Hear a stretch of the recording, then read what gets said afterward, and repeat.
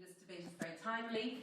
Obviously, the issue of funding for universities is crucial, and I think somebody who's involved in universities knows that more than anybody else. There is also the issue of autonomy and academic freedom, and the two things, while distinct, are obviously completely linked and connected.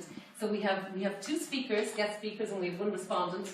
I know we're all busy and we all have places to be after 2 o'clock, so I'm going to try to keep be a good timekeeper, because above all else, it would be very good to have a lively and stimulating debate after we hear from the three speakers here. So we have our two speakers. We have Mary Gallagher, who's an academic at UCD and an author of Academic Armageddon, an Irish Requiem for Higher Education. We also have Des Friedman from Goldsmith College, who's also written on the issue. His book is The Assault on Universities. So both Mary and Des will speak for 15 minutes each, and then we will have a response from Dr. Brendan Walsh, who's also written on the topic and who is DCU. His book is Degrees of Nonsense. So Mary, if you would like to begin, that would be great. Certainly, yeah. Thanks first of all to Marnie and John for having organised this event, and to everybody who has made the time to think here today about this rather one-sided battle of our times, this immense academic Armageddon, which has left the whole educational ecosystem in the entire Anglo world at least devastated. All I really want to say on this subject is written in my book, but I'm happy to add just a few remarks to that here today about why I wrote what I did in this book. First, as the parent of a Leaving Certificate child, I'm particularly tormented by the collapse of all of the worthwhile ideals, and of most of the standards too, of what we can only still call higher education if we are entirely deluded on 3 points. First of all, on the necessary link between education, truthfulness and justice. Secondly, on the fact that a truly higher education cannot be bought with money. And thirdly, a free education cannot be facilitated by people who are not themselves free.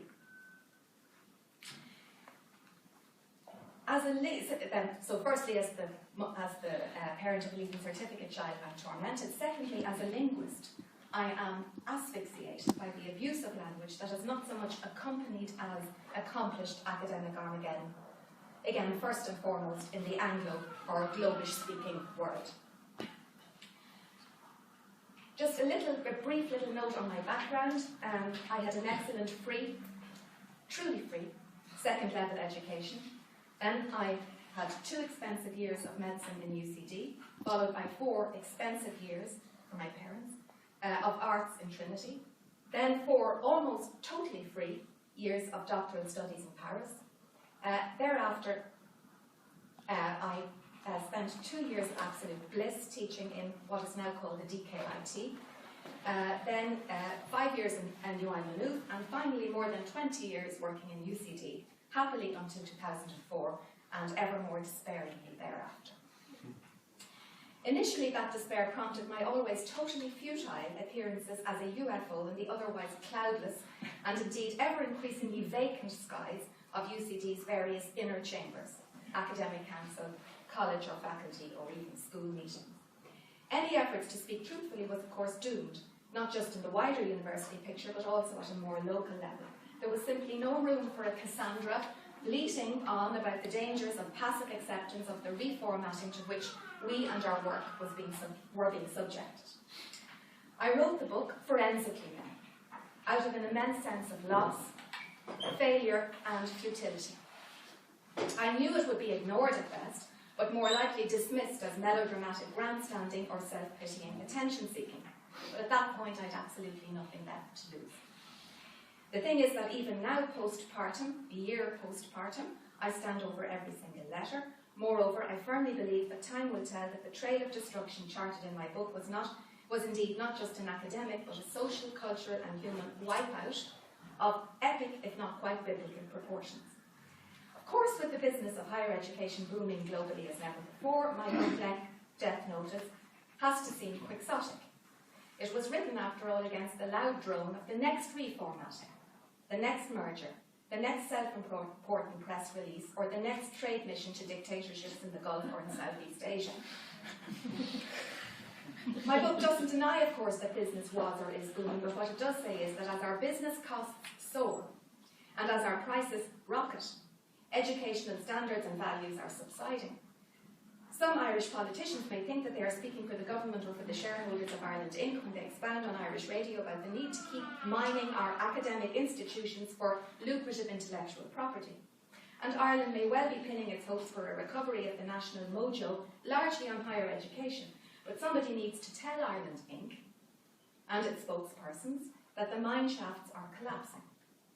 Somebody needs to say right now and out loud that as far as some academics can see, costs and prices are in fact the only elevated thing about the product being flogged on far too many of the intellectual property markets trading on the national, international or even global higher education exchange.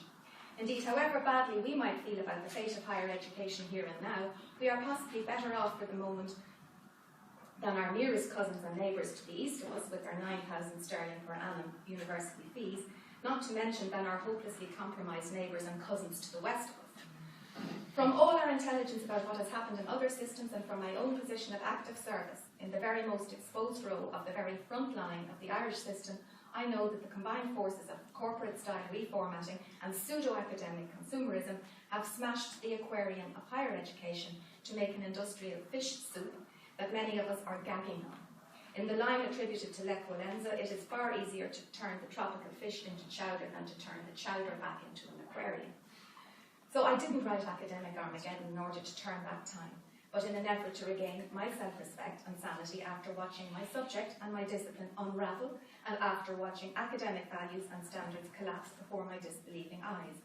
The book arose then from a need to understand and to name, for myself first of all, but also for posterity, for the record, what I have seen happen around me, how I have seen the principles, integrity and standards of higher education squeezed down a consumerist rabbit hole in one enormous hoax or swindle.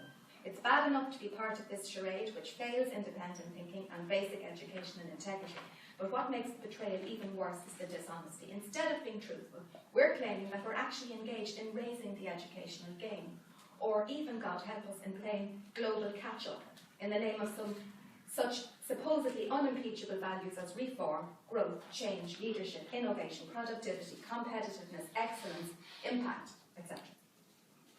I think there's a lot of fear in higher education today. Many academics seem to be too afraid and too ashamed to speak out about what is going on, lest they be accused of living in ivory towers, of being elitist, or of being hostile to what are presented as progressive reforms, greater transparency, improved accountability, enhanced productivity, etc. In other words, afraid of being seen as pampered and self-serving whingers protecting their own cabbage patch. Afraid too, perhaps, of being seen within as marginalised losers. And yet the point surely is that the real losers, the real victims of the misbegotten higher education reform agenda are not academics at all. The gap between the contemporary higher education sham and the naked truth is indeed a calamity for the academics who can see through it. But the swindle is far more serious for students and for society at large, and most especially for their future. Of course, it's galling to see dedicated and gifted scholars or teachers with decades of experience, frontline academics and educationalists who never wanted to be anything else, being prodded and dragooned, disrespected and restructured, ignored and belittled, bullied, in other words. Especially when the forces littling them into shape, whatever their other qualities, wouldn't recognise a truly creative, critical or independent idea if it jumped up and bit them. In truth, however, that kind of aggravation is probably part and parcel of most people's working lives in this era of surveillance. And arguably, in the case of academics, it's a small price to pay for the privilege of thinking for a living. Most of us are big enough to get over it. What my book tries to show, though, is that there is a very fine line between putting up with the little indignities of having your academic work tested for compatibility with your employer's sales or its strategic growth targets on the one hand, and on the other hand selling out on the principles and standards of higher education, principles such as academic independence and responsibility for setting real, truthful standards, for example. Any higher education system that is sold out on those principles is, in my view, no longer able to recognise, let alone defend or serve intrinsic or authentic educational values. And this, it seems to me, is the swamp in which higher education is currently stuck, not just in Ireland, but globally. There are no green zones. I don't really want to go and work anywhere else. no different. And it is not only, or not even principally, a problem for a particular guild, a particular profession, a particular interest group. It's a problem for all society, in my view. Either education and values are still intrinsically worth something or they're not. Either we want a higher education system served by independent, uncompromised, critical thinkers, or we don't. And if academic standards and principles are no less than artistic or spiritual or humane values worth something in themselves, and we do still want a higher education system worthy of the name, then we've no option but to start by recognising where we are. I don't know how any academic today can fail to recognise that what is really and truly broken in the entire education system in Ireland anyway is not being fixed, and that some of what is not already broken is being irreversibly and mindlessly broken.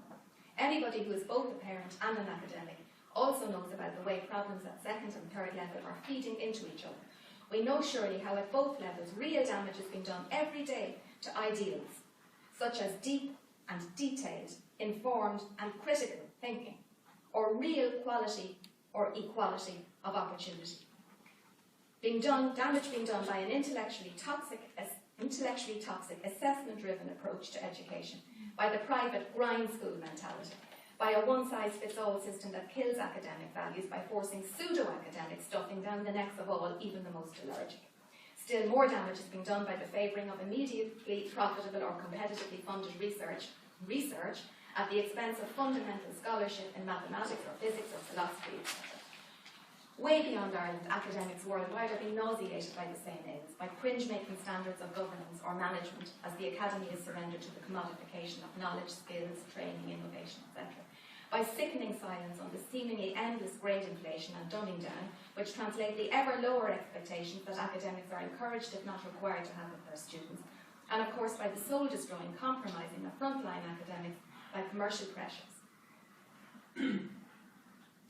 I think I'm nearly. Have I got any time left? You do. You have a couple of minutes. Yeah, you do.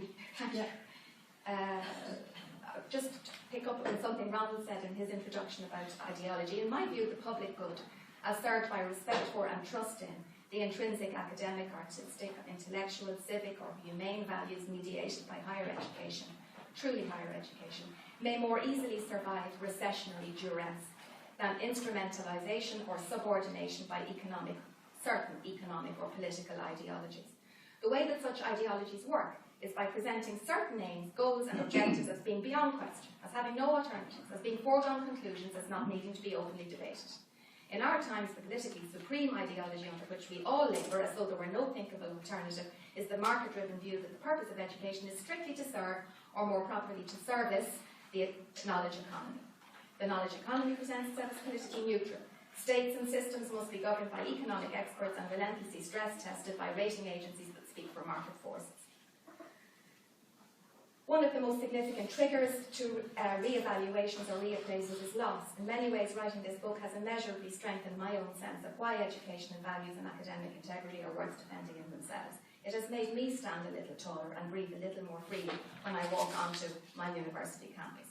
It has made me far more honest with my students. It has made me feel much more authentic, much more able in the classroom, much closer to my students. Although this may be a small blow struck for the thinking life, it's not exactly going to decelerate the circus described in my book, much less put a stop to it. I've no reason to believe that the book will even slightly deflate the bubble, not even in my own immediate academic environment. But you know, one thing that occurs to me is we don't necessarily have to live in aquariums. So the aquarium is gone. We don't have to swallow fish soup. So just the last point, I don't know if the book will make posterity think more or less highly of us all. No one certainly will be able to claim that Irish academia failed to note the emperor's nakedness or the empire's bankruptcy. But posterity will surely have difficulty in understanding the sea of silence that has allowed phony values to prevail so absolutely. As for the present, all I can hope is that despite the very creepy cover, and notwithstanding the sometimes gloomy reporting, my account may bring some measure of relief by offering moments of recognition or perhaps even of inner liberation, and that they will be contagious.